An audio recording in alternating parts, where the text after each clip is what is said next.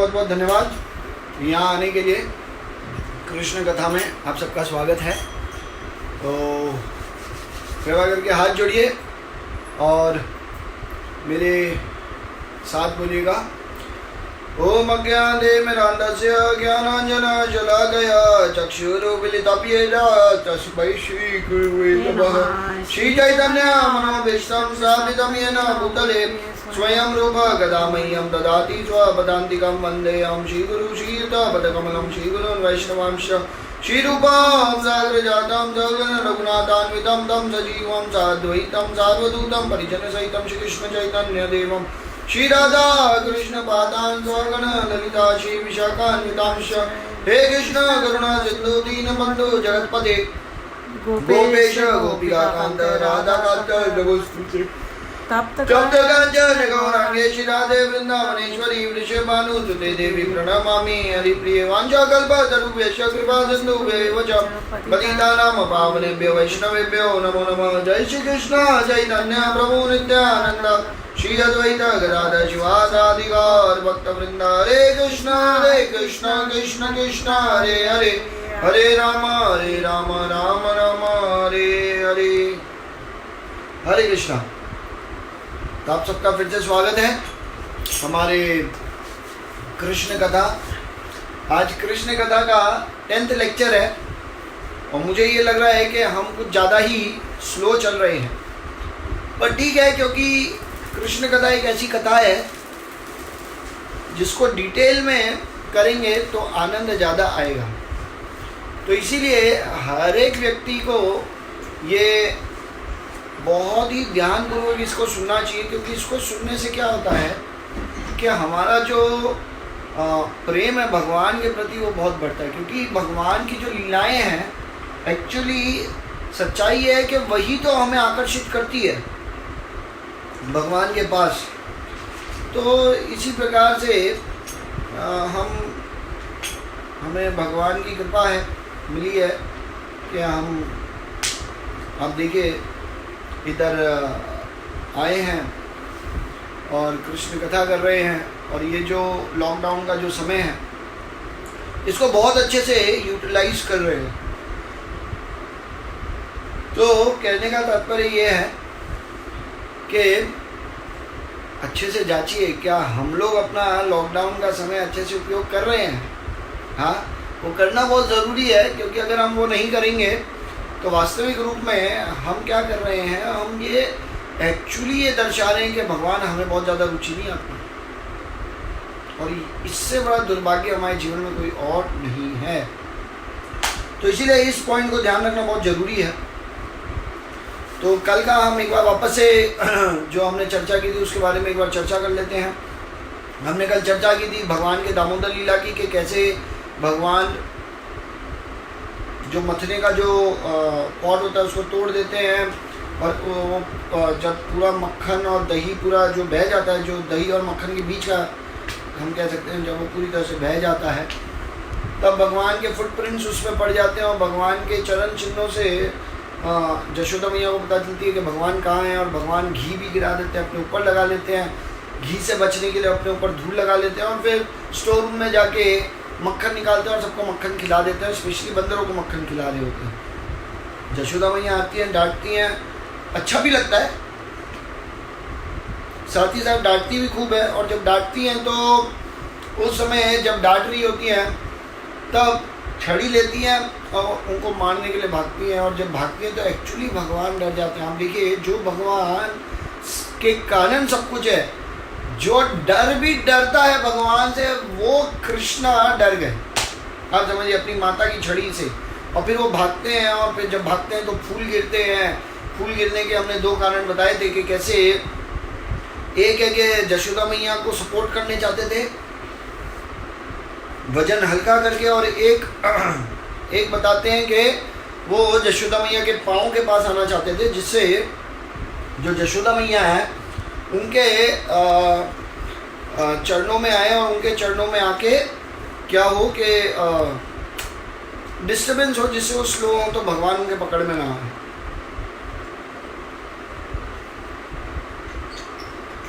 तो इस प्रकार से भगवान लीला करते हैं, और जब लीला करते हैं और पकड़ में आ जाते हैं, फिर रस्सी को बांध देती है जशोदा मैया। उसके पीछे भी कारण था, क्योंकि इतनी ज़ोर से डांटते हैं कि भगवान रोने लगते हैं, और जब रोते हैं पकड़ में आ जाने के कारण, तो जशोदा मैया को लगता है कि अगर ये पकड़ में आ गए तो आने के कारण कहीं ऐसा ना हो जाए कि ये भाई क्या बोलते हैं, डर के भाग जाए कहीं जंगल वंगल में। तो इसीलिए उनको पकड़ते हैं, और उनको पकड़ के रस्सी से बांधते हैं, और रस्सी बांधने के लिए जो प्रयास है वो इतना करते हैं, और आखिर में 2 उंगल कम पड़ती है। वो 2 उंगल का मतलब हमने कल चर्चा किया था, वो 2 उंगल का मतलब है प्रयास और कृपा। प्रयास कैसा होना चाहिए? हमारा प्रयास ऐसा होना चाहिए कि इवन भगवान भी हमारे प्रयास से आकर्षित हो जाए, और कृपा अपने आप नेचुरली फ्लो हो उनके हृदय से। तो भगवान प्रेम की रस्सी से बंध जाते हैं, और जब भगवान प्रेम की रस्सी से बंध जाते हैं तो जशोदा मैया अंदर चली जाती हैं। वो फिर उस जो ग्राइंडिंग मोटर है उसको लेते हैं और 2 पेड़ के बीच में जाते हैं, और थोड़ा सा एक टक देते हैं। टक मतलब एक थोड़ा सा खींचते हैं, 2 पेड़, विशाल पेड़, हाँ, यमला अर्जुन पेड़ गिर जाते हैं। और ये 2 जो यमला अर्जुन पेड़ है, ये दोनों पेड़ कौन है? ये नल कुबेर और मणिग्रीव है। ये कुबेर के 2 पुत्र होते हैं जिनको अहंकार होता है, और ये जो देवल ऋषि है नारद मुनि, ये वहाँ से जा रहे होते हैं। तो कथा बताई जाती है कि ये दोनों पेड़ क्यों बनते हैं। क्यों बनते हैं ये दोनों पेड़? क्योंकि ये पिछले जो इनका बर्थ था उस समय ये कुबेर के पुत्र थे, और कुबेर के पुत्र होने के कारण वरुणी पी लेते और अहंकार आ जाता है। इस भौतिक जगत में अगर कुछ मिलता है तो व्यक्ति को अहंकार आता है। आप देखिए, तो अहंकार आता है। उसमें 2 चीज़ ये भी बताई गई है शिक्षाओं में कि भाई फिर कैसे नारद मुनि देखते हैं, उनको श्राप देते हैं, और जब श्राप देते हैं तो श्राप देने के कारण वो वहाँ से आप देखिए गिर जाते हैं, और जब वहाँ से गिर जाते हैं अपनी स्थिति से तो पेड़ बनते हैं। और फिर जब वो चरणों में गिरते हैं उनके, तो वो बोलते हैं कि चरणों में गिरने के कारण वो ये बोलते हैं राधा। तो वो जब चरणों में गिरते हैं तो चरणों में गिरने के कारण ये होता है कि भाई ठीक है, आपका उद्धार स्वयं भगवान करेंगे। और भगवान नंद बाबा के कुटियाड में, मतलब कुटियाड हिंदी में कल क्या बोला था, कुटियाड,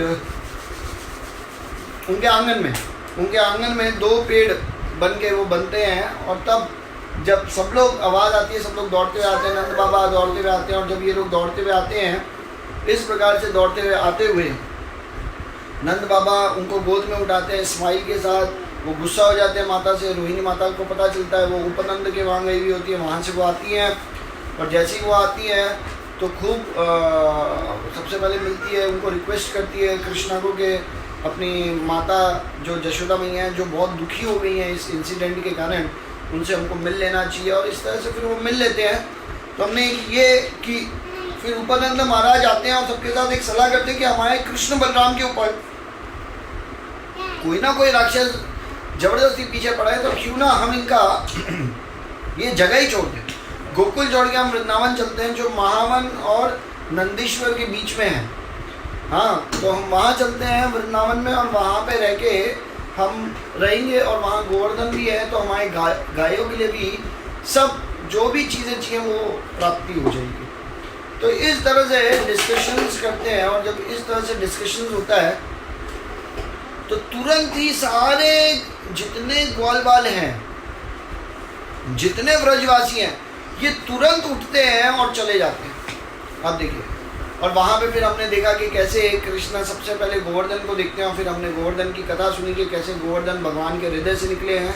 और जब भगवान के हृदय से निकलते हैं प्रेम, क्योंकि श्रीमती राधा रानी डिमांड करती हैं, तो उनके हृदय से निकलते हैं एक बीज की तरह, एक बूंद सी गिरती है, और फिर बढ़ के वो गोवर्धन में जाती है। और जब वो नीचे आते हैं तो द्रोणा हिल है, उनके पास आते हैं। और फिर ये जो सुमेरु पर्वत है और हिमाचल जो हिमालय है, ये लोग आते हैं। ये जो पर्वत है इसकी परिक्रमा करते हैं उनके पुत्र की, और उनका नाम देते हैं गिरिराज। और इस तरह से गोवर्धन का नाम गिरिराज पड़ता है। और तब ये एक बार पुलस्त्य मुनि आते हैं। पुलस्त्य मुनि की इच्छा होती है कि इनको काशी ले जाएं।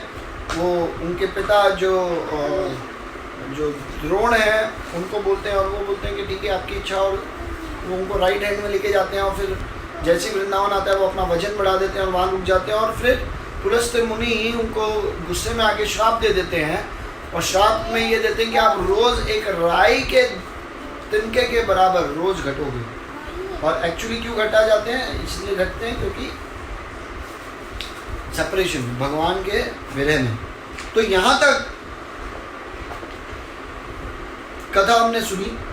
अब यहाँ से आगे की कथा हम सुनेंगे कि अब क्या होता है कि जब कृष्ण और बलराम यहाँ पे आ जाते हैं, तो जब कृष्ण बलराम वृंदावन में आ जाते हैं तो ऑलमोस्ट डेली जो नंद महाराज है वो कृष्ण और बलराम को लेके गायों को चराने जाते थे वृंदावन में। तो जशोदा मैया एक दिन बहुत नाराज़ हो जाती है, और जशोदा मैया कहती हैं अरे ये क्या कर रहे हो, हमारे बच्चों को अपने साथ गायों को चराने ले जाते हो, ये कोई बात सही थोड़ी ना है। आप देखो धूप में हमारे बच्चे बेचारे इतने धूप में रहते हैं, इतने भूखे प्यासे, तो आपके साथ घूमते रहते हैं गायों को चराने के लिए, ये ठीक नहीं है। तो जैसे ही वो बोलते हैं तो नंद बाबा कहते हैं अरे ये तो इन बच्चों को आना ही चाहिए, अभी नहीं सीखेंगे कब सीखेंगे, और हम हैं साथ में, तो तुम्हें इतनी चिंता करने की ज़रूरत नहीं है। तब कृष्णा भी जशोदा मैया को कहते हैं कि मुझे भी गाय बहुत पसंद है, और मैं भी चाहता हूँ कि मैं अकेले गाय को चराने जाऊँ। तो तब ये एक निर्णय बनता है कि गायों को नहीं, पर गायों के जो बच्चे हैं जिनको काफ कहा जाता है या बछड़े कहा जाता है, तो बछड़ों को लेके भगवान कृष्ण बलराम और सारे उनके जो मित्रगण हैं जितने भी हैं, है ना, वो सब साथ में जाएंगे। वो सब जब साथ में जाएंगे तो इस तरह से गायों को भगवान अकेले लेके जाएंगे। ये भगवान की जिद होती है एक्चुअली, और जब भगवान की इस प्रकार से जिद होती है तो कहा जाता है ठीक है आप जिद कर रहे हो तो मानेंगे, क्योंकि भगवान की जिद के आगे किसकी टिकी है। तो इस प्रकार से जब भगवान जिद करते हैं तो सब कहते हैं ठीक है, और फिर भगवान की आरती की जाती है बाकायदा, और आरती करने के बाद भगवान को लेके जाते हैं, और भगवान को जब ले जाने के लिए कहते हैं कि काफ को, तो उससे पहले जशोदा मैया बलराम जी को और भगवान श्री कृष्ण को दोनों को जूते देती हैं कि ये लो जूते, क्योंकि जब तुम गायों को चराने लेके जाओगे तो रास्ते में बहुत कंकड़ मिलेंगे, पत्थर मिलेंगे, बहुत कांटे मिलेंगे, झाड़ियाँ मिलेंगी, पाँव में कुछ भी लग सकता है, तो तुम इन जूतों को पहन लो। तब भगवान कहते कि ठीक है हम पहन लेंगे, पर आप एक बात बताओ, ये अच्छा लगेगा कि हमारे बेचारे छोटे, ये जो इतने छोटे छोटे प्यारे से बछड़े हैं, ये बछड़े यहाँ रह जाएं, ये नंगे पाँव चलें और हम जूते पहन के चलें, ये कहाँ का लॉजिक है आप बताओ। तो वो कहते हैं ठीक है हम पहन लेंगे, आप इन सब के लिए भी, जितने भी बछड़े हैं इन सब के लिए भी आप क्या कीजिए, इन सब के लिए भी आप जूते बनाइए। और जब ऐसे बोला जाता है कि आप इनके लिए जूते बनाइए, अब ये तो प्रैक्टिकल है नहीं, तो जशोदा मैया कहती है ये कैसी बातें कर रहे हो, 9 लाख गायें हैं, उन सबके बछड़े हैं, लाखों की संख्याओं में बछड़े हैं, कैसे जूते बनाएंगे। तो फिर कृष्णा कहते हैं इसलिए तो मैं कह रहा हूँ आसान तरीका ये है कि जूते आप रखिए, आप चिंता मत कीजिए। हाँ, क्योंकि जब ये बछड़े जब चलेंगे तो इनके चलने से आप देखो जो मिट्टी है वो अपने आप सॉफ्ट हो जाएगी, जो बड़े बड़े कंकड़ है, पत्थर है, वो टूट के चूरे हो जाएंगे, कांटे वाटे टूट के चूरे हो जाएंगे, तो हमको चुभेंगे ही क्या, हमको तो कुछ लगने ही नहीं वाला, आप क्यों चिंता करती हैं। और इस तरह से भगवान चले जाते हैं पहली बार गायों को चराने, मतलब बछड़ों को चराने। देखिए इससे हमें क्या शिक्षा मिलती है, इससे हमें ये शिक्षा मिलती है कि किस प्रकार से भगवान का हृदय अपने भक्तों के प्रति कितना करुणा से भरा हुआ है। जब वो देखते हैं कि जो कार्य उनको करना नहीं है, क्यों नहीं करना है, क्योंकि बछड़ों के पाँव में भी जूते नहीं हैं। आप देखिए, तो मैं जूते कैसे पहनूं, ये भगवान का प्रेम का प्रतीक है। आप देखिए, तो इसी प्रकार से भगवान भी तड़प रहे हैं। जब हमको यहाँ नीचे भौतिक जगत में तड़पता हुआ देखते हैं, हम इस जो भौतिक जगत में फंस गए हैं, ये 3 प्रकार के जो ताप हैं वो हमको दुख दे रहे हैं, और इस प्रकार से हम लोग इतने परेशान हैं, और ये परेशानी देख के भगवान बहुत परेशान है और इसलिए भगवान किसी ना किसी येन केन प्रकार कोशिश करते हैं, अपने भक्तों को हमारे पास भेजते हैं कि जाओ इनको वापस लो। जब भगवान गायों के पाँव में जूते नहीं पहने हुए देखते हैं तो इतने दुखी हो जाते हैं बछड़ों के पाँव में, तो सोचिए हमारा दुख देख के क्या भगवान को दुख नहीं होता होगा? जेन्युइनली होता है। पर ये तो हमारी बुद्धि एकदम जड़ हो गई है, जिसके कारण हम समझना नहीं चाह रहे कि हम अपने आप को कितना दुख दे रहे हैं। और उस दुख में एक तो हम तो दुखी हैं ही अपने जिद के कारण, अपने अहंकार के कारण, ईर्ष्या के कारण, लोभ के कारण, काम वासना के कारण, अलग अलग चीज़ों के कारण हम इतना दुखी हैं। पर उसके कारण भगवान भी बहुत दुखी है। तुमको ये भी समझना है कि भगवान भी इतने ज़्यादा दुखी है, पर भगवान को संतुष्टि कब मिलेगी? जब हम भगवान के साथ लौट जाएंगे। इसी प्रकार से भगवान जाते हैं। अब जब भगवान जब वहाँ पे जाते हैं तो कंस एक और राक्षस को भेजते हैं, और ये जो एक और राक्षस है इनको भेजते हैं, इनका नाम होता है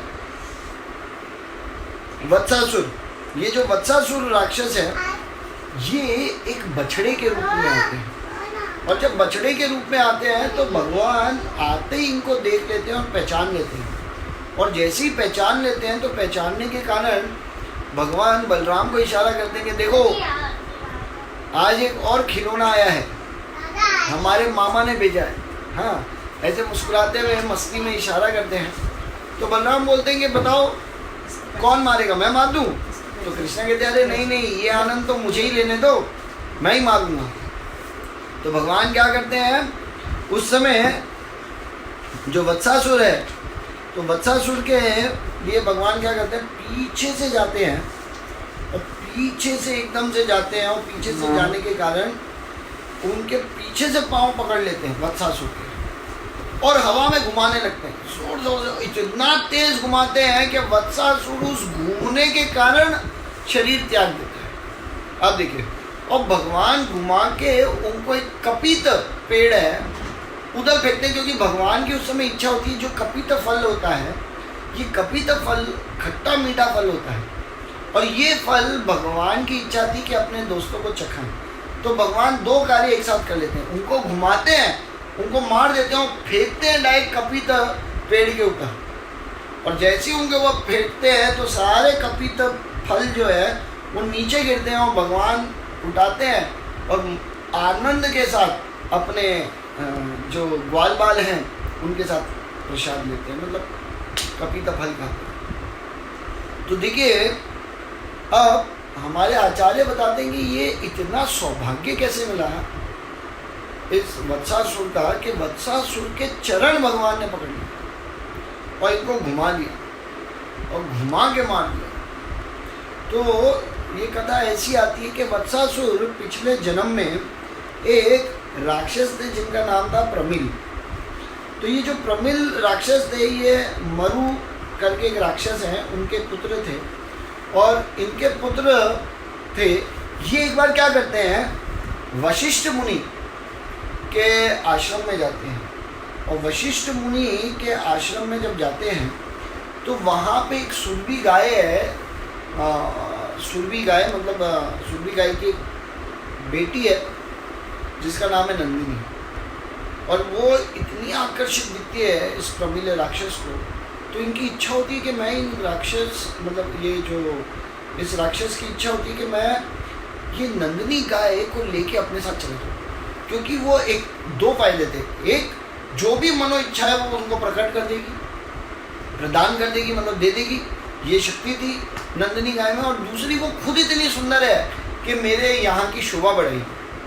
तो इस तरह से ये राक्षसी भाव में इस तरह से वो बात करते हैं, और जब राक्षसी भाव में वो क्या करते हैं, अपना वेश एक ब्राह्मण का बना लेते हैं। और जब ब्राह्मण का वेश बनाते हैं तो ब्राह्मण का वेश बनाने के कारण क्या करते हैं ये कि ब्राह्मण का वेश बना के वशिष्ठ मुनि के आश्रम में जाते हैं, और वहाँ पे वशिष्ठ मुनि को कहते हैं कि हे मुनि, मैं तुम्हारे आश्रम में आया हूँ कुछ मांगने, तो एक ब्राह्मण की इच्छा पूरी नहीं करोगे? तो उस समय जो ये प्रमील राक्षस है जो ब्राह्मण के रूप में आते हैं और इस तरह से डिमांड करते हैं, तो वशिष्ठ मुनि कहते हैं क्या चाहिए बताइए, मैं आपकी क्या चीज़ें हैं जो मैं सेवा कर सकता हूँ आपकी किसी भी प्रकार से। तो वो उस तरह से इच्छा अपनी प्रकट करते हैं और वो उनकी अपनी इच्छा बताते हैं कि मुझे ये जो नंदिनी है ये गाय चाहिए। तो वशिष्ठ मुनि समझ जाते हैं कि ये कौन है, तो वो डायरेक्टली उनको नहीं बोलना चाहते थे क्योंकि वो साधु के रूप में आए थे। तो साधु के रूप में आए थे तो वो कहते हैं जाओ आप नंदिनी से ही पूछ लो, नंदिनी आपके साथ आएगी क्या, अगर आएगी तो मुझे कोई तकलीफ नहीं है। तो वहाँ से वो नंदिनी के पास जाते हैं और नंदिनी को कहते हैं कि देखिए आप मेरे साथ चलेंगे, ये प्रमील राक्षस बोलते हैं। तो उस समय नंदिनी उनको वास्तविक रूप में पहचान जाती है और गुस्से में बोलती है कि तुम मुझे वशिष्ठ मुनि से अलग करना चाहते हो और ढोंग कर रहे हो, यहाँ पे खुद हो राक्षस और ब्राह्मण बन के आए हो। मैं तुम्हें श्राप देती हूँ कि तुम मुझे लेने आए थे ना, हाँ मैं तो हूँ एक छोटी सी बछड़ी सी, तो तुम्हें श्राप देती हूँ कि तुम भी एक बछड़ा बन जाओ, है ना। और श्राप देती हूँ और तुरंत वो बछड़े बन जाते हैं। और जैसे ही बछड़े बन जाते हैं तो वो वशिष्ठ मुनि के पास जाते हैं और उनको जाके क्षमा याचना करते हैं और कहते हैं अरे मेरे से इतना बड़ा पाप हो गया, मैं कितना बड़ा मूर्ख हूँ, आपको और नंदिनी को दोनों को अलग करने चला था, मेरी बहुत बड़ी गलती है, कृपा करके मुझे माफ़ कर दीजिए। और जब वो इस तरह से बोलते हैं तो वशिष्ठ मुनि कहते हैं कि देखिए नंदिनी हो या मैं हूँ, हम में से कोई भी अगर श्राप दे देगा तो उसको लेना बहुत मुश्किल है, पर क्योंकि तुम अपनी गलती को स्वीकार करते हुए माफ़ी मांग रहे हो, इसीलिए भगवान स्वयं आएंगे और तुम्हारा उद्धार करेंगे।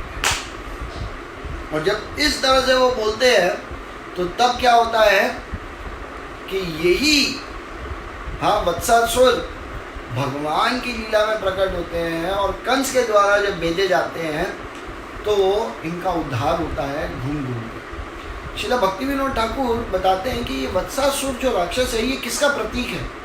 ये वत्सासुर राक्षस ये है अपराध जो एक व्यक्ति या एक बालक अपने बाल्यावस्था में जो अपराध करता है इंद्रिय तृप्ति के लिए। जैसे इसको दूसरे प्रकार से समझा जाए कि ये एक दुष्ट भावना है इंद्रिय तृप्ति के लिए। जो दुष्ट भावनाएं होती हैं उसको वत्सासुर की तरह देखा गया है। क्यों दुष्ट भावना? क्योंकि वत्सासुर ने क्या किया था, वत्सासुर गए थे भगवान के जो प्रिय हैं, आप देखिए बछड़े, उनके साथ मिलके उनको मारना चाह रहे थे। तो इसी प्रकार से कितनी बार हम भक्ति जीवन में तो आ जाते हैं, हमको लगता है कि हम कितने ज़्यादा भक्ति में हैं, या कितने लोगों को ये अहंकार होता है अरे हम भक्ति कर तो रहे हैं। तो जीवन व्यापन करने के लिए, जीवन को आगे बढ़ाने के लिए अगर थोड़ा बहुत अगर हमारे जीने के लिए कुछ चीज़ें चाहिए, कुछ करना है, तो इसमें गलत क्या है। पर श्रील भक्ति विनोद ठाकुर ये बताते हैं कि ये बॉयहुड ऑफेंस है कि कैसे जब व्यक्ति अपने युवा अवस्था में होता है तो इंद्रिय तृप्ति के लिए जो अपराध करता है या जो दुष्ट भावनाएं प्रकट करता है इंद्रिय तृप्ति के लिए, ये वो है। जैसे बताया जाता है कि जब एक बालक 14-15 साल को क्रॉस कर लेता है तो अधिकांश उसकी इच्छा ये होती है कि अब मैं किसी की नहीं सुनूं, मैं अपना लाइफ इंडिपेंडेंट जीऊँ, मेरे को कोई टोके नहीं, मेरे को कोई बोले नहीं, और उनकी इच्छा ज़्यादा से ज़्यादा इंद्रिय तृप्ति पाने की होती है। तो ऐसी स्थिति में जब व्यक्ति होता है, जब इंद्रिय तृप्ति की लालसा बहुत बढ़ जाती है एक व्यक्ति के अंदर, उस अनर्थ को बोलते हैं वत्सासुर अनर्थ है ये। तो वत्सासुर ऐसे अनर्थ को प्रतीक कर रहे हैं। तो भक्ति सिद्धांत सरस्वती ठाकुर महाराज क्या बताते हैं? भक्ति सिद्धांत सरस्वती ठाकुर महाराज ये बताते हैं कि जब एक व्यक्ति को कृष्ण की कथाओं में हम लगाते हैं तो कृष्णा क्या करते हैं, उनको चरण से पकड़ते हैं और गोल गोल घुमाते हैं। गोल गोल घुमाने का मतलब है उनको इस पूरे जगत के बारे में बताते हैं और इस जगत से फ्री कर देते हैं। जैसे अगर एक भक्त हमारे जीवन में आते हैं और वो भक्त हमको क्या करते हैं, हमको इस जगत के बारे में पूर्ण रूप से बताते हैं और समझाते हैं कि कैसे एक बहुत बड़ा धोखा है। श्रील प्रभुपाद बताते थे कि माया का मतलब है दैट विच इज नॉट, मतलब जो है ही नहीं, सिर्फ एक भ्रम है और हम भ्रम में अपना जीवन जी रहे हैं। जैसे हम जब रेगिस्तान में जाते हैं तो हम रेगिस्तान में एक मिराज मतलब एक हमको दूर जाके ऐसा लगता है कि ये जल है, पर वो जल नहीं है, वो एक मिराज है। मिराज मतलब एक इल्यूजन, एक भ्रम है। वो पानी नहीं है, वो है रेती, पर वो चमकती भी ऐसी दिखती है कि वो पानी है। इसी प्रकार से ये जो जगत है ये लगता रियल है, पर ये रियल नहीं है, भ्रम है। और इस भ्रम से उठाने के लिए भगवान के जो भक्त हैं वो हमको कॉलर से पकड़ के भक्ति में नहीं लाते, चरणों से पकड़ते हैं, भगवान वाले गुण लेते हैं, चरणों से पकड़ते हैं और हमको इस संसार के बारे में पूर्ण रूप से बताते हैं। हमको घुमाते हैं कि देखो ये ब्रह्मांड के बारे में, इसको देखो यहाँ ये गड़बड़ है, इसको देखो ये माया है, इसको देखो ये हमारा अनर्थ है, इसको देखो ये अपराध है, ये निंदा है, ये मतलब इस तरह से हमको पूर्ण रूप से समझाते हैं। और समझाने के बाद हमको कृष्ण प्रेम दे देते हैं, उठा देते हैं, उससे ऊपर उठा देते हैं। तो ये वत्सासुर राक्षस का वध इस तरह से होता है और ये उसका प्रतीक है। और हमको इसलिए ये समझना चाहिए जीवन में कि हमारे जीवन में किसी भी स्थिति में हमको अपने बारे में पूर्ण रूप से समझ में आ जाना चाहिए कि भाई मैं इस जगत में कर क्या रहा हूँ, इस जगत में मैं सही में आज भी पूर्ण रूप से इंद्रिय तृप्ति में लगाऊं क्या। और व्यक्ति को इससे भी ज़्यादा पहले ये समझना चाहिए कि मुझे वास्तविक रूप में समझ में आ गया इंद्रिय तृप्ति है क्या। मुझे ये समझ में आ रहा है कि मेरा और इंद्रिय तृप्ति के प्रति जो रुझाव है, जो मेरा जो झुकाव है, वो इंद्रिय तृप्ति के प्रति कितना है। क्या ये समझ में आ गया है हमें? ये इस प्रकार से हमें ये समझना होगा, नहीं तो इंद्रिय तृप्ति के प्रति जब हमारा झुकाव और रुझान बढ़ जाता है तो ऑटोमेटिकली हमारी जो भावना है वो दुष्ट हो जाती है, वो दुष्ट भावनाओं में परिवर्तित हो जाती है। इसीलिए ये बहुत ज़रूरी है अपने आप को समझना कि हमें क्या ये पहले समझ में आ गया है कि इंद्रिय तृप्ति क्या है। क्या हमें ये समझ में आ गया है कि हमारा रुझाव झुकाव इंद्रिय तृप्ति के प्रति कितना है, ये समझ में आ गया है क्या। क्योंकि जिस दिन ये समझ में आ गया, इसका मतलब आप ये समझ जाना कि कृष्णा की और कृष्ण के भक्तों की हमारे ऊपर असीम कृपा हो रही है, वो हमको घुमा के इन सब से छुड़वाना चाह रहे हैं। आप देखिए, इस इंद्रिय तृप्ति से छुड़वाना चाह रहे हैं, जिसके कारण हम अल्टीमेटली अपने आप को नर्क में ही धकेल देते हैं, है ना। तो ये जानना बहुत ज़्यादा ज़रूरी है हर एक व्यक्ति को। अब जैसे ही वत्सासुर का वध होता है, हम आगे चलते हैं। और जब वत्सासुर का वध जब होता है तो कंस को जैसे ही पता चलता है तो एकदम दुखी हो जाते हैं, उनकी आंखें बंद हो जाती है, वो इतने परेशान हो जाते हैं और सोचते मैं किसको भेजूँ, जिन राक्षसों को भेज रहा हूँ। अरे मैंने एक से बढ़कर एक बड़े बड़े राक्षस भेजे जिनको कोई परास्त नहीं कर सकता था, पता नहीं ये कृष्ण कौन है जो परास्त कर रहे हैं। और दुखी होते हैं तब उनके जो राक्षसी और जो मित्र होते हैं और सलाहकार होते हैं वो कहते हैं अब आप बकासुर को भेजें। क्योंकि बकासुर कौन है, एक तो बकासुर पूतना के भाई हैं, तो वैसी उनके अंदर ये कृष्णा को मारने की क्रोध की जो अग्नि है वो तो वैसे भी जल रही है ना। और वैसे भी ये जो जल रही है, इसीलिए हमें क्या करना चाहिए कि बकासुर को भेजना चाहिए। और बकासुर क्या करेंगे, उनका वध करेंगे, क्योंकि बकासुर को वास्तविक रूप में कोई भी कुछ नहीं कर सकता, किसी भी रूप में। हाँ, बकासुर को कोई नहीं करता, इवन देवी देवता भी उसका बाल भी बाका नहीं कर सकते, आप देखिए, है ना। तो इस प्रकार से तब कंस एकदम खुश हो जाते हैं, कहते हैं अरे वाह, ये तो बहुत खुशी की बात है, चलो हम इनको भेजते हैं। और तब इस तरह से इनको भेजते हैं और बकासुर बहुत ही क्रोध के साथ और उत्साह के साथ जाते हैं उड़ के। और ये बकासुर एक डक हम कह सकते हैं, डक या क्रेन के रूप में, डक इजी वर्ड है समझना, उस रूप में वहाँ जाते हैं उड़ते हुए। और वहाँ जाते हैं और कृष्णा क्या कर रहे होते हैं, कृष्णा अपने सखाओं के साथ दूसरे दिन आते हैं और वहाँ आते हैं और वहाँ पे सब लोग आनंद से खेल रहे होते हैं, नहाते हैं, नहाने के बाद फिर कपड़े पहनते हैं, जितने भी बछड़े हैं बछड़ियाँ हैं वो सब लोग घास चर रहे हैं और इस प्रकार से एकदम आनंद बना रहे हैं, दिव्य आनंद का अनुभव कर रहे हैं। और भगवान जब इस तरह से लीला करते हैं तो भगवान भी ये बताते हैं कि तुम ये जो भौतिक आनंद में पड़े हुए हो, देखो इससे कभी भी संतुष्टि की अनुभूति नहीं करोगे, पर जब तुम मेरे साथ आ जाओगे गोलोक वृंदावन में तो तुम देखोगे कि कैसे मैं अपने सखाओं के साथ रोज बाहर जाता हूँ, कभी यमुना के तट पे जाता हूँ, कभी गिरिराज गोवर्धन पे जाता हूँ, कभी और कोई वन में जाता हूँ, अनेक अनेक जगह जाता हूँ और वहाँ पे दिव्य आनंद का अनुभव करते हैं हम सब मिलके। तो भगवान अपनी इस लीला से भी ये बताते हैं कि क्यों नहीं हम सब भी वापस वहाँ चलें और वहाँ जाके क्यों ना हम भी दिव्य आनंद का अनुभव करें। इस भौतिक आनंद में कि हम जिस भौतिक आनंद के पीछे भाग रहे हैं ये वास्तविक रूप में आनंद नहीं है, ये बहुत बड़ा जाल है जो हमारे कर्म के जो बंधन है उसको बढ़ाता है और हमको दुख में ढकेल देता है, दुख के अंधकार में ढकेल देता है। इसीलिए हम सबकी एक ड्यूटी ये समझना कि देखिए ग्वाल बाल कितने आनंद में थे, इतने राक्षस आए पर उनका बाल भी बांका हुआ, कुछ भी होता था उन्हें नहीं होता था। क्यों नहीं होता था? क्योंकि वो कृष्ण के साथ है ना। तो इस प्रकार से बकासुर आते हैं और बकासुर खड़े रहते हैं। तो इस समय जब उनको देखते हैं तो सभी जो भगवान के सखा हैं वो ये कहते हैं कि ये इतना बड़ा पक्षी लग रहा है कि पहाड़ है, ये कोई अचानक से प्रकट हो गया है। तो फिर कृष्णा उनको देखते हैं, कहते नहीं ये तो एक पक्षी है, हाँ ये तो एक क्रेन रूप का पक्षी है जो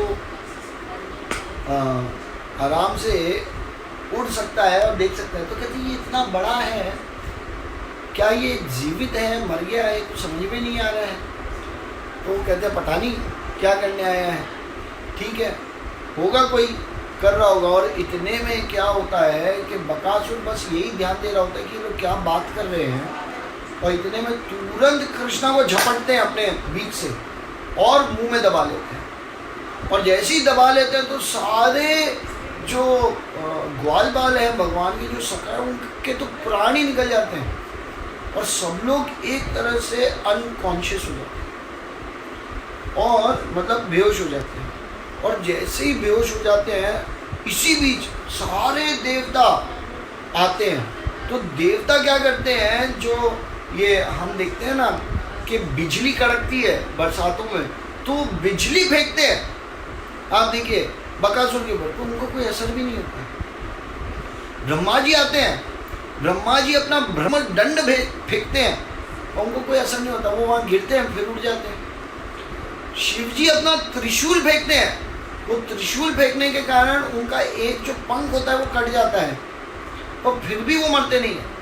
आप सोचिए इंद्र ने, ब्रह्मा ने, शिव जी ने, इवन बताया ये जाता है कि वहाँ पे वायु आते हैं, अपनी वायु की शक्ति से उनको गिराने की कोशिश करते हैं।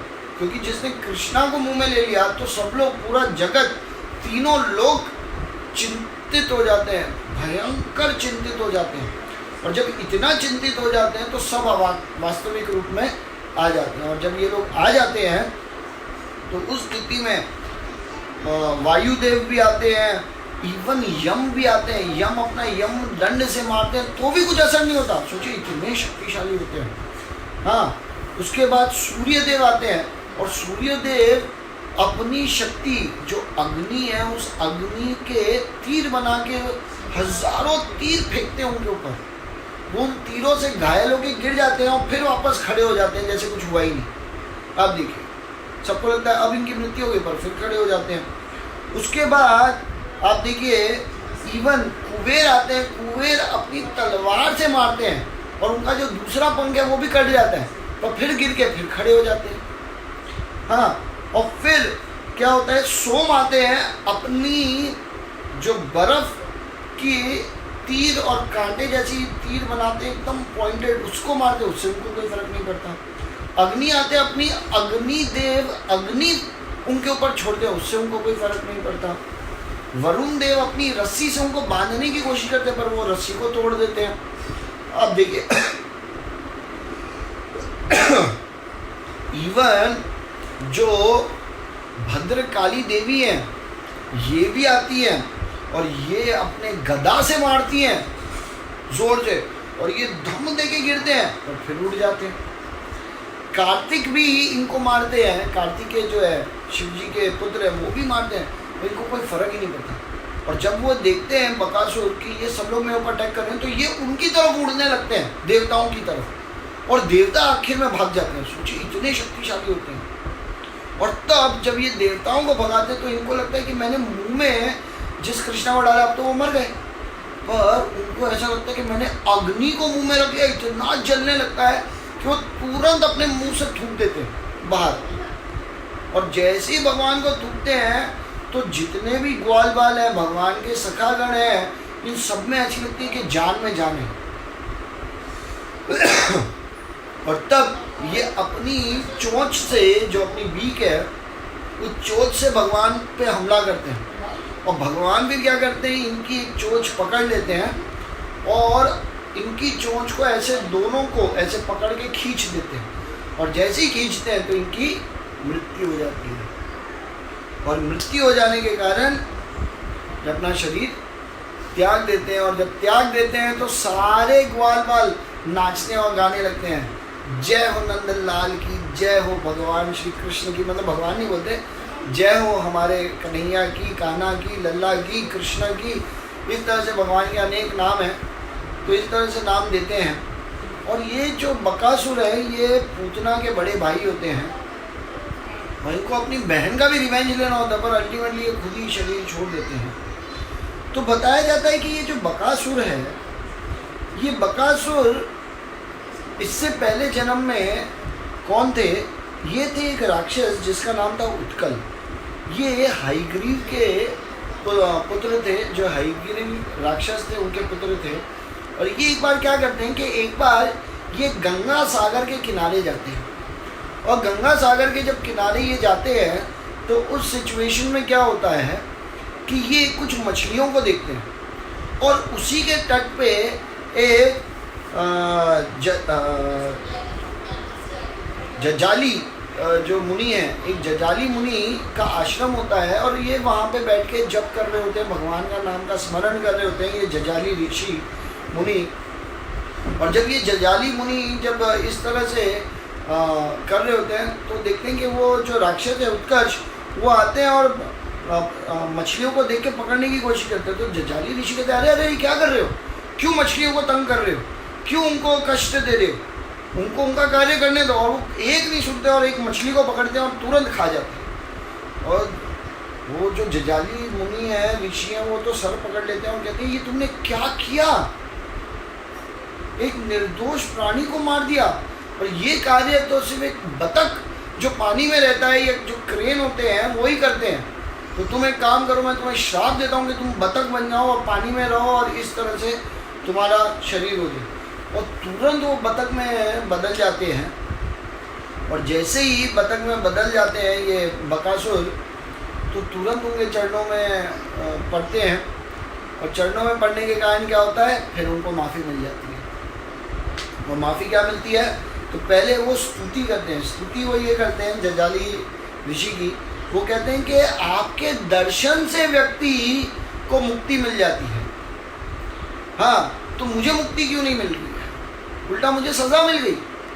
अरे आप तो वैसे भी भाई दोस्तों के दुश्मन उनमें कोई भेद नहीं करते। आपको सुख और दुख में कोई आपको फ़र्क नहीं करती है। आपको सम्मान और बेइज्जती ये आप पे कोई असर नहीं कर रही है। तो ऐसे आप महान ऋषि हैं, आप महान मुनि हैं, आपने मुझे ऐसे दंडनीय अपराध में डाल दिया। अब देखिए, कृपा करें मेरे ऊपर। तो जब वो सुनते हैं तो खुश हो जाते हैं कि चलो अगला इस स्थिति पे तो आया कि माफ़ी मांग रहे हैं। और तब वो उनको कहते हैं कि कोई बात नहीं, द्वापर युग में के अंत में जब भगवान श्री कृष्ण स्वयं आएंगे वही तुम्हारा वास्तविक रूप में वध करेंगे। और इस प्रकार से ये जो उत्कर्ष उत्कल होता है, उत्कल, ये उत्कल जो राक्षस होते हैं, ये उत्कल राक्षस क्या होते हैं, ये इनका उद्धार भगवान करते हैं, इनका मुंह खोल। अब देखिए इसमें श्रील भक्ति विनोद ठाकुर बताते हैं कि ये कौन है, ये है एक चीटिंग रिलीजन। ये एक जो धर्म ऐसे जो धोखा देते हैं। हम देख सकते हैं कि संसार में बहुत सारी जगह लोग कहते हैं कि हमारा धर्म सर्वश्रेष्ठ है, हमारा धर्म सर्वश्रेष्ठ है। वो क्यों कहते हैं? वो क्या चाहते हैं कि आप धर्म का पालन करें? ना ना, उनकी इच्छा नहीं है।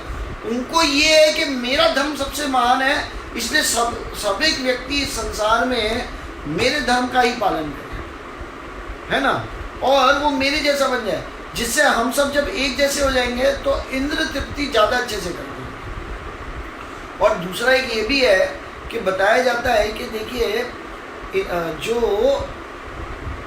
इस प्रकार के लोग होते हैं जो अधर्म की बातें करते हैं या चीटिंग रिलीजन है कि धर्म के नाम पे जो धोखा देते हैं, उनका मुंह भगवान कैसे चीर देते हैं।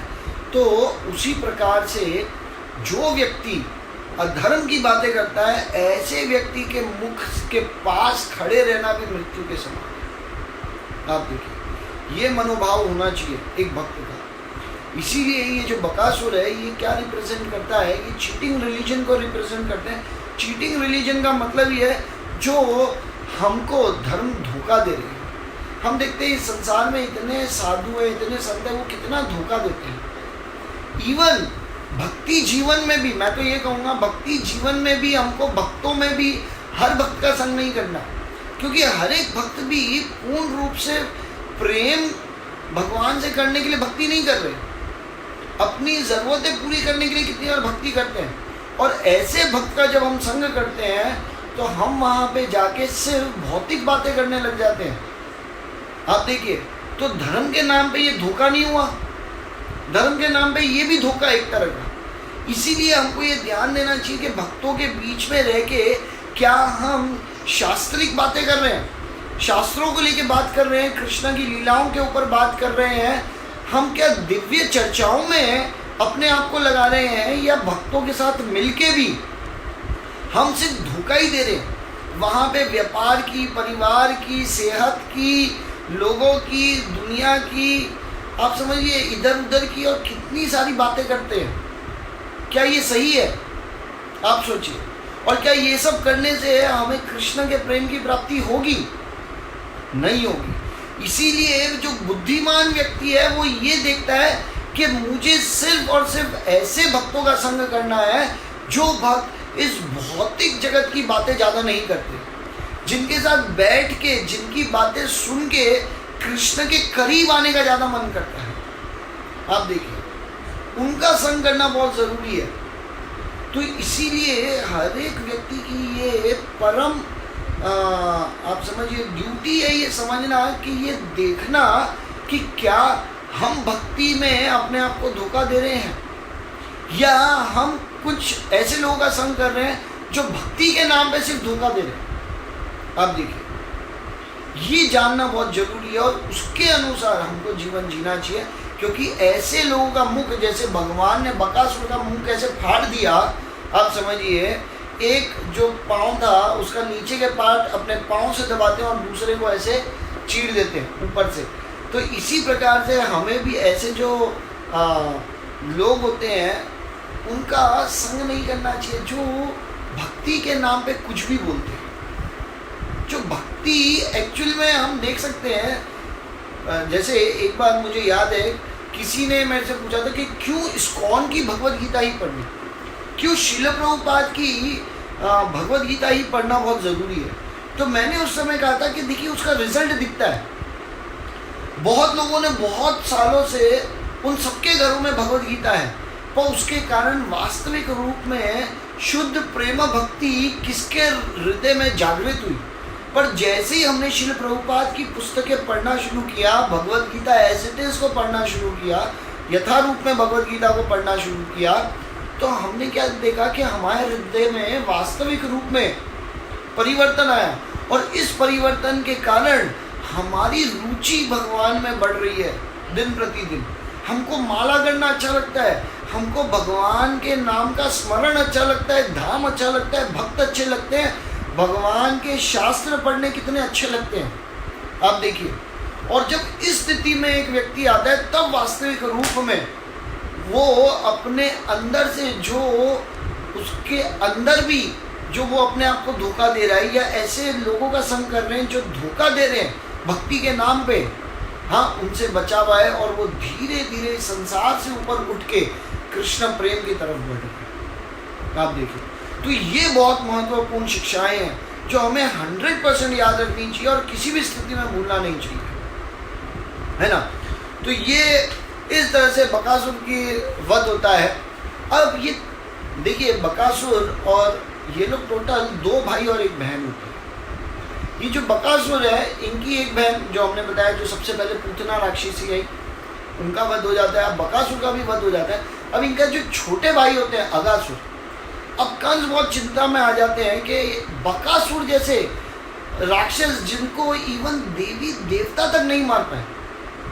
अब देखिए, मैं एक और टीचिंग्स भी बताना चाहता हूँ कि जब ये उत्कल जो राक्षस थे, जब ये मछली को खा लेते हैं, और जब ये मछली को खा लेते हैं, तो मछली को खाने के बाद जब ये जजाली जो मुनि है, इनको जब प्रणाम करके इनके जब गुण गाते हैं, तो देखिए ये इनकी क्या क्वालिटी बताते हैं कि आपके दर्शन करने से व्यक्ति मुक्त हो जाता है। ये भक्तों का एक गुण है। दूसरा, आपके लिए मित्र और दुश्मन दोनों समान है। तो देखिए, ये भी भक्तों का गुण होना चाहिए कि उनके लिए मित्र और दुश्मन कोई है ही नहीं।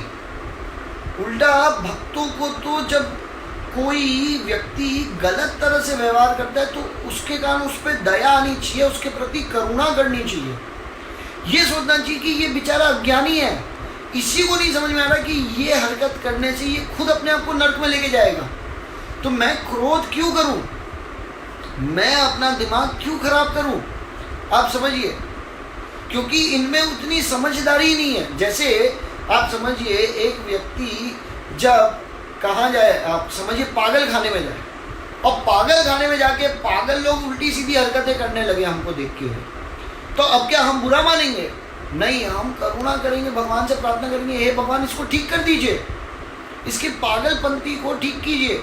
इसी प्रकार से हमें भी ये गुण होने चाहिए जो जजाली मुनि के गुण थे, जो ये उत्कल राक्षस इनके गुण गा रहे थे, कि इनके लिए कुछ खुशी या गम जैसी कोई चीज़ है ही नहीं। इनके लिए परम आनंद से भगवान की भक्ति करना है। अब समझिए, इवन वो ये भी बताते हैं कि आपके लिए सोना और धरती के पत्थर ये समान है। तो जो भक्त होते हैं, वो सिर्फ उनका आकर्षण सिर्फ भगवान कृष्ण के प्रति होता है और किसी के प्रति नहीं होता। उनको सिवाय भगवान कृष्ण के और कुछ आकर्षित करता ही नहीं है संसार में। सिर्फ भगवान श्री कृष्ण और उनके भक्तों को निरंतर देखना, उनको सुनना, उनके द्वारा पुस्तकें लिखी गई उनको सुनना, जो सेवा दी गई है उनको करना, उनका संग करना, इन सब में ही उसको इतना आनंद की अनुभूति होती है। इससे ऊपर इस संसार में कुछ और नहीं है। और ये तब व्यक्ति समझ सकता है जब वो वास्तविक रूप में हरे कृष्ण महामंत्र का जब जप करता रहेगा, तो जो हृदय जो कोयले से भी काला है, वो जैसे जैसे उसके ऊपर से धूल और गंदगी जब हटने लगेगी, तो क्या हो गया, दिव्य ज्ञान हृदय प्रकाशित है। गुरु की कृपा से दिव्य ज्ञान हृदय में प्रकाशित होगा, है ना। तो ये तब हमारी वास्तविक मुक्ति होगी। तो ये कुछ शिक्षा थी जो मैं देना चाह रहा था। अब क्या होता है कि जब कंस अगासुर को बुलाते हैं और अगासुर को कहते हैं कि देखो, तुमसे शक्तिशाली इस संसार में कोई और नहीं है, और तुम्हारे बहन और भाई का वध हो चुका है। बहुत गुस्से में आ जाते, कहते आप चिंता मत कीजिए, मैं इसको निगल जाऊंगा और खा जाऊंगा, और सिर्फ मैं इन्हीं को नहीं निगलूंगा, कृष्णा को तो निगल ही जाऊंगा, कृष्णा के जितने भी ग्वाल बाल हैं, उनके जो सखा हैं, उनको भी समाप्त कर दूंगा। आप देखिए, तो तब क्या होता है कि एक दिन यमुना के तट के पास जब ये जा रहे होते हैं तो वहाँ पे ये जो अगासुर है ये अपना मुंह खोल के बैठ जाते हैं। और जब मुंह खोल के बैठते हैं और बताया जाता है कि 8 माइल लंबे होते हैं ये अगासुर, 8 माइल किसे बोलते हैं। और जब मुंह खोलते हैं तो ऐसा लगता है कि एक जो नीचे का हिस्सा है मुंह का वो ज़मीन पे और दूसरा हिस्सा आकाश पे। तो जब सारे कृष्णा अपने ग्वाल बालों के साथ अपनी गैयाओं को, अपने बछड़ों को जब चराने आते हैं, तो जब चराने आ रहे होते हैं तो उस स्थिति में क्या होता है, उस स्थिति में वो लोग जब ये अगासुर को देखते हैं तो आश्चर्य करते हैं और कहते हैं अरे ये कौन सी गुफा और पहाड़ आ गई अचानक से। तो कुछ जो होते हैं वो कहते हैं अरे नहीं नहीं कोई आ गई हुई, चलो हम तो खेलते हैं। तब कृष्णा वहाँ पे एक जगह बैठ के बांसुरी बजाते हैं और वो समझ जाते हैं कि ये अगासुर राक्षस है। वो कहते हैं ठीक है, तब तक हम पहले थोड़ा खेल लें फिर मारपीट करेंगे। पर जब भगवान बांसुरी बजा रहे होते हैं और आनंद में, आप देखिए गायों को, जो बछड़े हैं उनको चरा रहे होते हैं, तो इस बीच में जो उनके सखा होते हैं वो सब अगासुर की तरफ देखते हैं और बोलते हैं कि ये जो राक्षस है, ये राक्षस ऐसा, मतलब ये जो पहाड़ है ये ऐसा लग रहा है कि कहीं ये सांप तो नहीं है, ये सांप जैसा प्रतीत हो रहा है। और इवन सिर्फ सांप ही नहीं, ये तो ऐसा लग रहा है कि ये जीवित है अभी और ये हमारा इंतज़ार कर रहा है कि हम इसके मुंह के अंदर आए और ये हमको मार दे, ऐसा भी लग रहा है। और कुछ फिर उनके करीब जाते हैं और करीब जब जाते हैं तो कहते हैं अरे इनके मुंह से तो गंदी बदबू आ रही है एकदम, जैसे इन्होंने कितने जानवरों को अपने पेट में डाल रखा है, उनका खाना बना रखा है। और इनकी सांसें इतनी गर्म चल रही हैं, ऐसे लग रहा है जैसे एक भवंडर आ रहा है, एक भवंडर हवा का, गर्म हवा का भवंडर आ रहा है, ऐसा सब लग रहा है। फिर सब जैसे ही कृष्णा को देखते हैं तो इतने संतुष्ट ये सब भूल जाते हैं और कहते हैं अरे चलो खेलते खेलते हम अंदर जाएं, देखें तो सही कि ये कैसे हैं, है ना। और जीभ इतनी लंबी है, ऐसा लग रहा पूरा रास्ता है। तो अंदर चलते हैं, देखते हैं अंदर क्या है। और वैसे भी अगर ये राक्षस हुआ भी तो हमें चिंता करने की क्या जरूरत है, कृष्णा है ना, कृष्णा आएंगे, कृष्णा बचाएंगे। आप देखिए, और इस तरह से कृष्णा को बताया जाता है, अरे मतलब बिना बताए वो सब अंदर जाने लगते हैं। और कृष्णा जैसी देखते हैं और रोकने ही जा रहे होते हैं, इतने में देखते हैं कि वो सब अंदर घुस गए। और जैसे ही अंदर घुस गए, अब कृष्णा बहुत चिंतित होते हैं क्योंकि उनको मालूम है ये तो राक्षस है। तो भगवान की जो प्रेममयी शक्ति है, जो योग माया है शक्ति, वो भगवान को प्रेम के सागर में इतना डुबो देती है और वो ये सोचते हैं कि मेरे अगर दोस्त मृत्यु के अंदर गए तो मैं भी अपना शरीर छोड़ दूंगा। और इस भावना से भगवान अंदर जाते हैं। उस समय भगवान इस मूड से अंदर नहीं जाते कि मैं इसका वध करूंगा। भगवान इसीलिए अंदर जाते हैं कि अगर मेरे जितने सखा हैं अगर वो मेरे साथ नहीं है तो मैं ये जीवन जी के क्या करूँगा। और तब भगवान कृष्ण भी अंदर घुसते हैं उनके मुंह पे। और जैसे ही अंदर घुसते हैं तो क्या देखते हैं कि जो उनके जो जितने सखा हैं वो सब बेहोश हो रहे हैं, तो बेहोश होके वहाँ गिर गए हैं। जैसे ही बेहोश होके गिर गए तो वो इतने दुखी होते हैं, वो सोचते हैं मेरे को भी यहीं शरीर त्याग देना चाहिए। ये भगवान की योग माया है, जो भगवान की शक्ति, जो उनको प्रेम की जो शक्ति है वो उनको अभी उस तरह से ढकी हुई है। पर जैसे ही वो सोचते हैं तो भगवान की जो ऐश्वर्य शक्ति है फिर वो तुरंत प्रकट होती है। और भगवान की ऐश्वर्य शक्ति जब प्रकट होती है तो भगवान को इतना ज़्यादा गुस्सा आता है, इतना तीव्र गुस्सा आता है कि भगवान कहते हैं मैं इसको छोड़ूंगा नहीं। और तब भगवान अपना विस्तार करने लगते हैं। और जब भगवान अपना विस्तार करते हैं तो अगासुर भी अपना विस्तार करते हैं, क्योंकि अगासुर के पास भी एक सिद्धि होती है, उनका नाम होता है महिमा सिद्धि। तो ये जो महिमा सिद्धि जो होती है, ये महिमा सिद्धि कैसी होती है? महिमा सिद्धि, ये महिमा सिद्धि ऐसी सिद्धि है जिसमें ये अपने आप को बड़ा और छोटा कर सकते हैं। पर देखिए सारी सिद्धियों के राजा कौन है? भगवान श्री कृष्ण। और जब भगवान श्री कृष्ण इस प्रकार से देखते हैं तो भगवान अपने आप को और विस्तार करते हैं, अपना शरीर को और बड़ा करते हैं, और बड़ा करते हैं। और जब इस तरह से अपने आप को बड़ा करते हैं, इतना बड़ा करते हैं कि उनको ये लगता है कि मैं चोकअप हो गया गले में, और जब इस प्रकार से उनके अंदर, अगासुर के अंदर भगवान चोकअप हो जाते हैं, तो उनके प्राण निकल भी नहीं रहे होते और वो प्राण लेने, मतलब सांस लिए भी नहीं सकते, सांस छोड़ भी नहीं सकते, प्राण भी नहीं छूट रहे और प्राण रह भी नहीं रहे हैं, ऐसी स्थिति हो जाती है। और भगवान फाड़ के बाहर आते हैं, और जब फाड़ के बाहर आते हैं तो सर को फाड़ते हैं और तुरंत मृत्यु हो जाती है अगासुर की। और तब सारे ग्वाल बाल जब बाहर उनको लेके आते हैं, भगवान श्री कृष्ण अपने नेत्रों से देखते हैं और सबको जीवित कर देते हैं। तो आज का समय हो गया है। देखिए, अभी मैं सोचा था कि ये कथा कंप्लीट कर देंगे, पर ठीक है, इसको हम कल कंटिन्यू कर लेंगे। तो देखिए, हमने आज भी बहुत सारी शिक्षाएं ली, है ना। वत्सासुर के वध से हमने शिक्षाएं ली, बकासुर के वध से हमने शिक्षाएं ली। तो इतनी सारी शिक्षाएं ली हैं हमने, तो हमें ये जानना ज़रूरी है कि इन शिक्षाओं का एक्चुअल मतलब है, जब तक हम जीवन में पालन नहीं करेंगे इन शिक्षाओं का कोई अर्थ नहीं है। सिर्फ एक कान से सुन के दूसरे कान से निकाल देना, ये समझदारी नहीं है। हमें ये अच्छा मौका मिला है, हमको अपने आप को जांच के इन शिक्षाओं को अपने अंदर डालना चाहिए, है ना। इस प्रकार से हमको सोचना चाहिए। कल हम फिर थोड़ा और कथा को थोड़ा सा आगे, जितना ज़्यादा लेके जा सकते हैं उतना ज़्यादा लेके जाएंगे, और इस प्रकार से समझने की कोशिश करेंगे कि भक्ति जीवन कितना आनंद से भरा हुआ है, और इस प्रकार आनंद मनाएंगे भक्ति में। कृष्ण कथा सुन के अपना ये लॉकडाउन को आनंद से भरेंगे।